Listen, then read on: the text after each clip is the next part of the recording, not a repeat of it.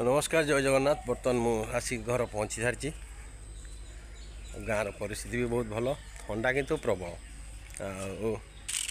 घर पाखे भी समस्त भल। आम धान कटाकुटी सरी जाइए, बिड़ा पिटापिटी भी सरी जाइए। आज आम गादी भी दि जाऊँगी। सका उठिकी से गादी दबार व्यस्त पूरा थी।